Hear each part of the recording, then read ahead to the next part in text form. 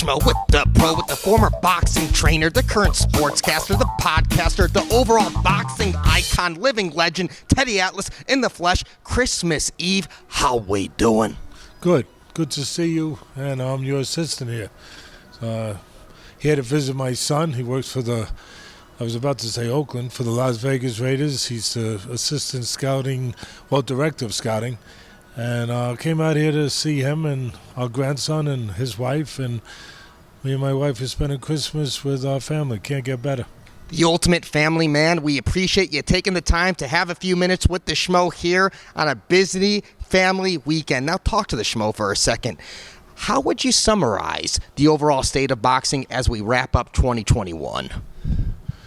Well, I mean, it's always up and down, boxing, but it all depends on getting competitive fights. The 80s was the most healthiest time in the more modern era.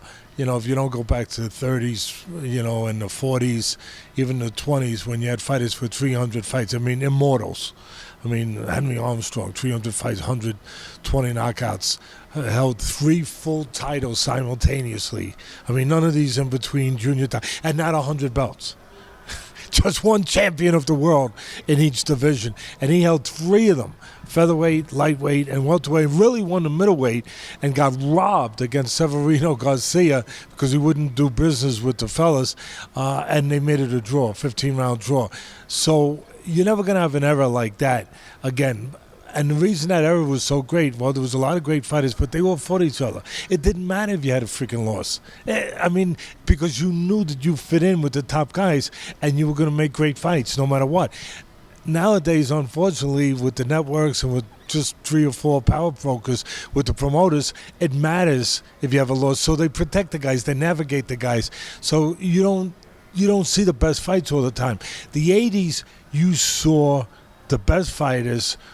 But the most important thing that was so healthy was, one, it was on free network TV, but the other thing was that they fought each other. You had Duran, and you had Hagler, and you had Pernell Whitaker, and you had Sugar Ray Leonard, you had Tommy Hearns, and you had all these guys fighting each other. Nowadays, that seldom happens. And when it happens too late. So the answer to your question is, it's up and down. It's like the freaking stock market. Every once in a while, you get the fight you want, but not often enough. Too often you get the A's against the B's. The A side with the house, and the B side, who's going to win.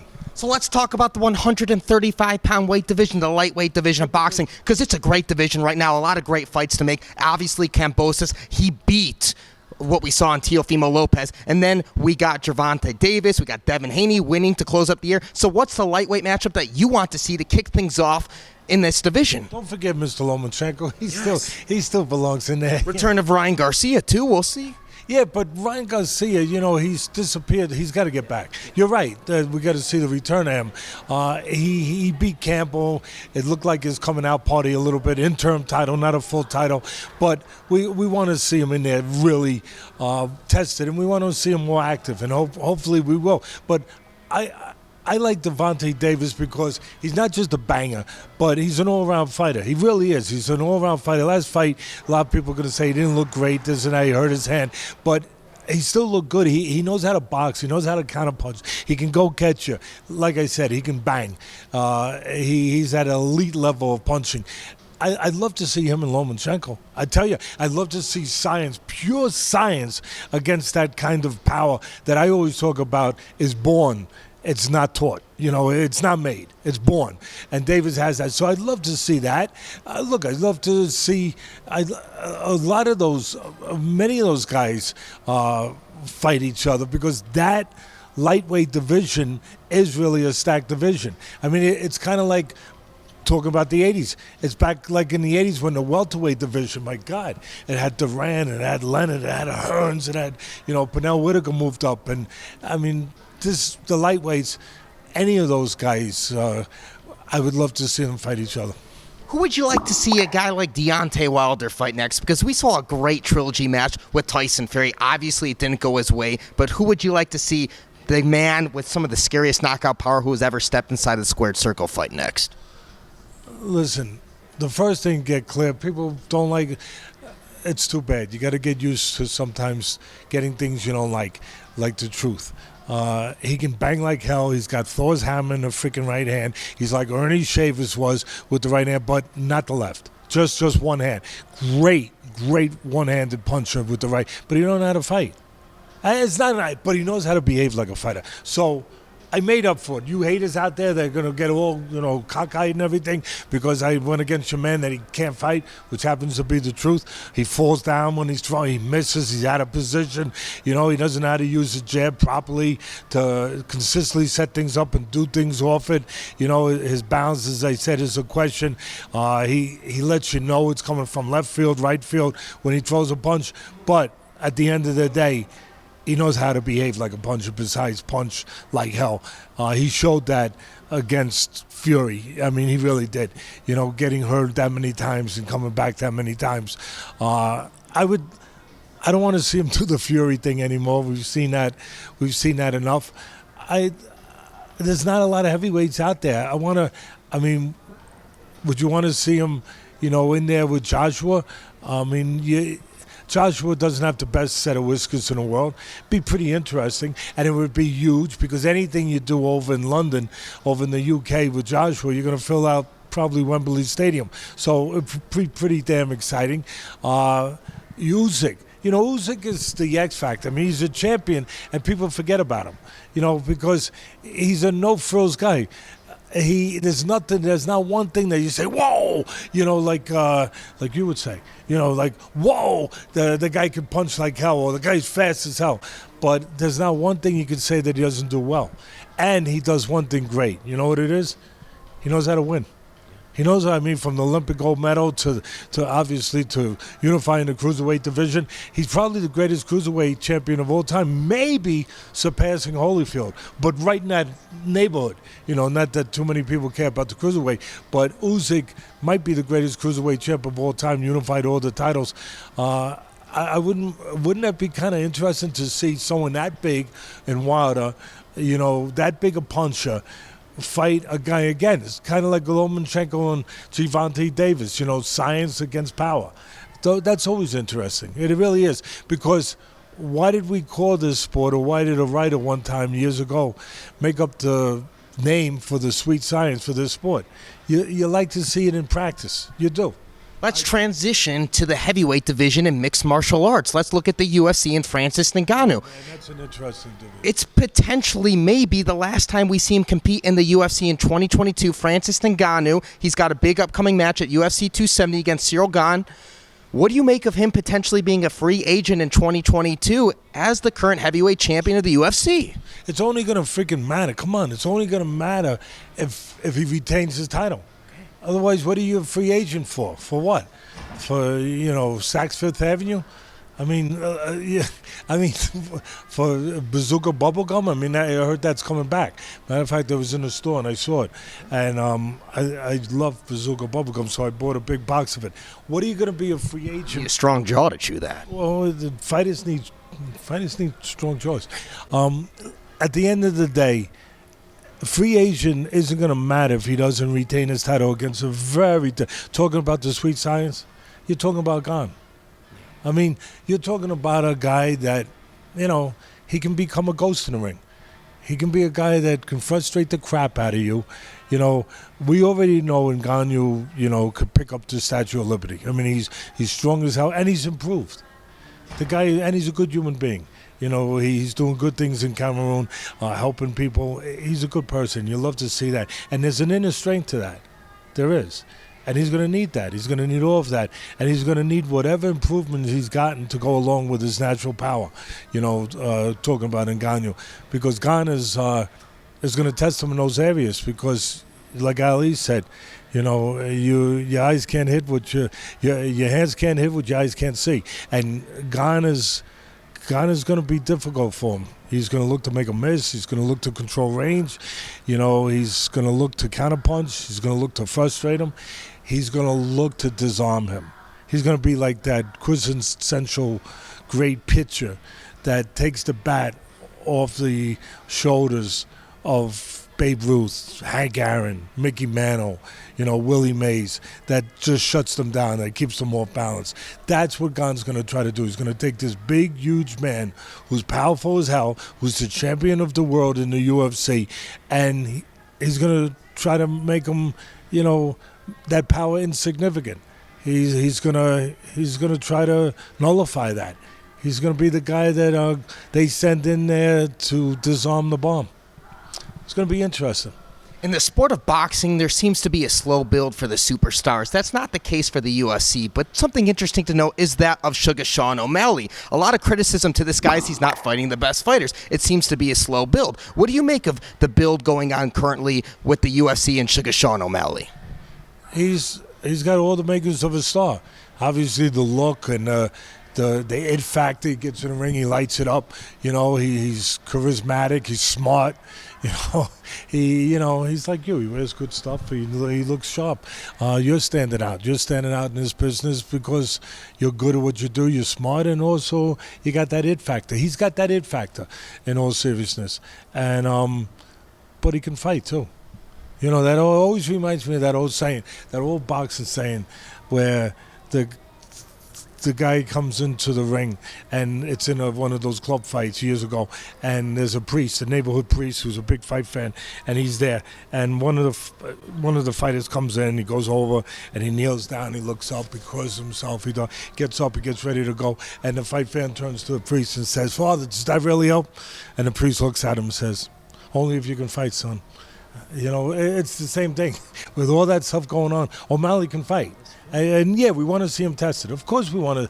But there are special privileges out there. Let's be real. When a guy can bring money in, when a guy can be Conor McGregor, or potentially Conor McGregor, they get a little special privileges where they can fight maybe a little bit of lighter competition as they're allowed to build, because they're building a product. They're building the sport up a little bit, bringing new fans in. And I think that he's probably fallen under that category, where he's given a little special privilege. Maybe McGregor was too, although at the end McGregor fought everyone. But where he's being, and McGregor beat the guys he had to beat.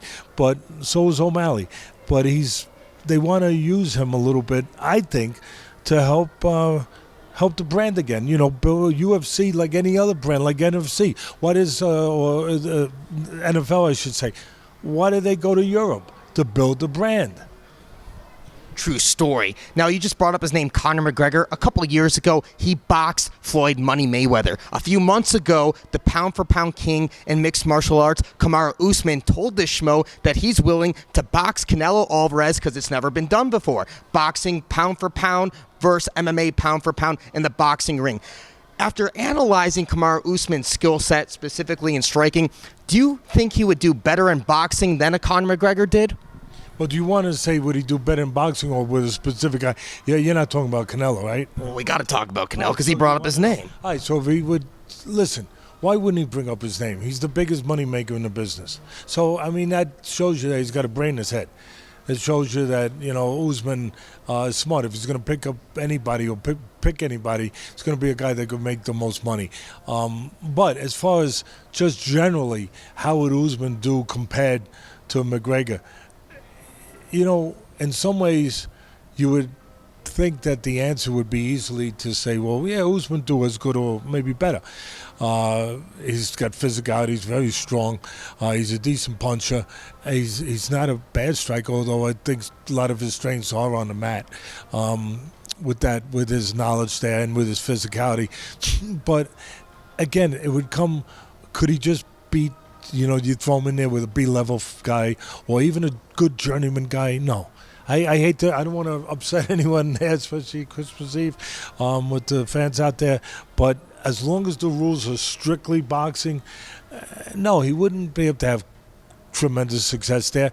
But just like McGregor had some success with the great Mayweather. A couple of reasons. One, Mayweather was 40. He had been off for 2.5 years. But another reason, people forget that, but another reason is styles make fights.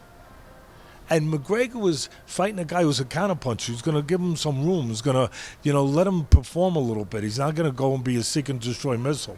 He wasn't going to be a guy like maybe Spence would have been, or one of those go get you kind of guys that would have been aggressive and went right after him and maybe exposed him in certain areas. No. So Mayweather gave him room, and to the credit of McGregor, he was ahead. Again, I know you guys are going to probably choke on your pecan pie that you're having right now, but he was ahead after 4 rounds. I was there for ESPN calling the fights, and I was there with the great Chael Sonnen sitting ringside. And after 4 rounds, he was ahead, he being McGregor, and there's a reason for it, because he was using his reach. He's a southpaw. He's got long arms. He's a counterpuncher, and he was staying outside with the counterpuncher, using his reach, using the jab. 4 rounds, he was ahead. But then, of course, Mayweather did what he had to do in his realm to break him down, and he did, and he got to him. But the point I'm making is styles make fights. UFC, MMA, boxing, I don't give a damn what it is. That's consistent. That's a reality. And for Usman, if they pick the right style, with the right, obviously that would have a lot to do with what kind of success, or obviously lack of success, that he would have in boxing. But he couldn't just come in just because he's a strong guy. You got to be honest. He couldn't just come in, because he doesn't have one area where you can say he's real cute, he's real elusive. You know who will have a better shot? In putting him in boxing, and in a more sort of, in a more open way, or a more across the board way that he could have some success, O'Malley, because he's a little bit more like a cutie, where he could be slick, and you could put him in with a guy who maybe is a little slow-footed, a guy that's not real busy. And he called out Gervonta Davis. Yeah, that would be, hey, listen, Davis isn't necessarily a seek and destroy guy. He likes to counterpunch. He's a real smart guy, everything. But you're calling out a guy who's very dangerous. You make one mistake with him in a new place, that obviously that's a new realm for him. You make one mistake, you're not surviving it. So that's a tough call out. But O'Malley, again, you could probably pick more guys because of his versatility that he could do well in boxing than you could with Usman, because there's not one area where you can say Usman was real slick, or he's got a great jab, or he can fight on the inside. So it'd be more problematic. You could find some, but it'd be more problematic finding a guy, even though Usman has tremendous physical abilities and mental abilities. He's a real pro. It's hard to argue a guy like Jake Paul has not had an amazing 2021 compared to all the rest of the people in combat sports. He obviously just beat Tyron Woodley, knocked him out in pretty impressive fashion in the rematch. Who would Teddy Atlas like to see him fight next? Well, I mean, he called out, obviously he called out Masvidal, and he called out Diaz. You wouldn't mind him. He's bigger, he's larger, he has those advantages. He's smart. A lot of people hate him, but one thing I give him credit for, he didn't disrespect the sport of boxing. He went and he learned it. Can he go and just beat anyone? Of course not. But he learned the sport. He went out there, he got a professional trainer, he went in the gym for the last couple of years, and he worked his backside off to become the best he could become at this point, at this stage. So he respected the sport. He's doing the American way. He found a way to make money without hurting anyone. I mean, legally. If he hits somebody, hurts them, that's one thing, but it's in a legal confines. That's the American way, to go out there and find a way to make money. And I give him credit for that. And he took advantage of an audience, a large audience, and he's taken them with him. And he's become their ambassador. But I'd like to see him.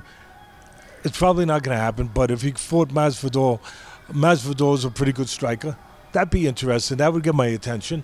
Obviously, Diaz, because not only, look, the guy that he beat, Woodley, was a real fighter, but he was just about retired. He was 41, 42 years old, and never a tremendous striker, better on the mat. Not a real busy guy. So he picked his spot pretty good. And again, give him credit, he got the job done. But a little more interesting if he fought a Masvidal, because Masvidal he's a better striker, and he's more versatile. He could use his legs, he could pick spots, he could look to set up the right hand. It'd be guys like that. I don't want to see him anymore with guys where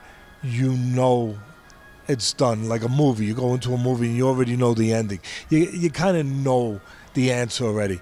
I want to see him where there's still some questions out there in my mind when he gets into that ring.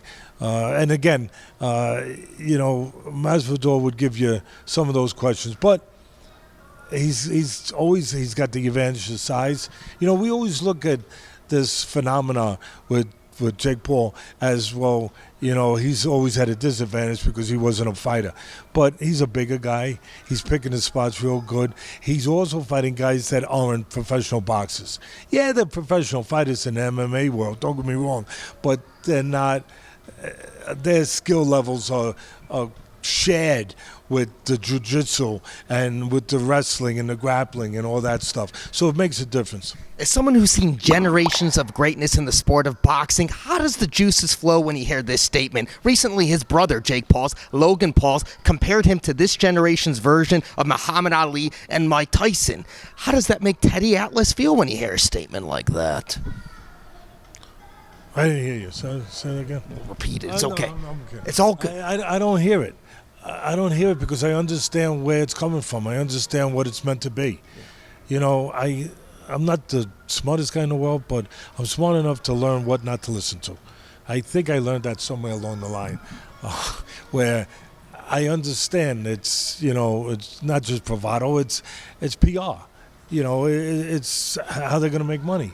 You're not going to make money if you don't get people to come and, you open up a new restaurant. They used to put those searchlights up in the air, and you see them up in the sky, and you say, let me go see where that's leading to. And it led to a restaurant. All right, I'll go in the restaurant. Well, that's their searchlights they're putting up in the air. By yelling out like that and calling out crazy stuff about Muhammad Ali and all that stuff, it's going to get you to think. It's going to or listen. It's going to get you to look. And it might get you to buy a ticket because you hate him as well. And Ali was the one who was smart enough to say that. Ali said, hey, half the people that come to see me, they come because they hate me, they want to see me get my you-know-what kicked, or they love me. But either way, one thing they all have in common, they're buying a ticket. And so his brother, give him credit. How are you going to do something outrageous like they're doing, making all this money, doing something, a phenomenal thing they're doing, really to bring along create this kind of fan base and audience to make this kind of money. How are you going to do it without telling people you're doing it and without saying crazy things to bring them? It's attached to it. So when they say that, come on. It's not in any way making me do anything other than say, yeah, that makes sense for them in the business they're in the position they're in. It makes sense for them to freaking do that. We needed Teddy Atlas to knock some sense into all the schmoes to wrap up this special Christmas Eve episode. We appreciate your time, legend. Can we get a final message for all the Teddy Atlas fans out there worldwide? Merry Christmas, Happy New Year, all of you. And you know what? We're talking about different things. We just finished talking about Jake Paul and those guys. Follow your dreams. Really, seriously. Who says they don't make sense? They do make sense. The only one that can say they don't make sense is you. If you believe they make sense, go and do it. Go and do it. Make it happen. Don't. You know how many people have been wrong? I'm sure that with the example of Jake Paul, if he listened to people that probably told him, you're nuts, you're going into boxing, you're going to get your brains knocked out. What are you doing? But he's doing it smart. He's doing it the right way. You have a dream, you know what? Follow your dream and work your backside off to make it come true. And God bless all of you. He's the pro. I'm the schmo. Las Vegas, Nevada. Merry Christmas. We're out.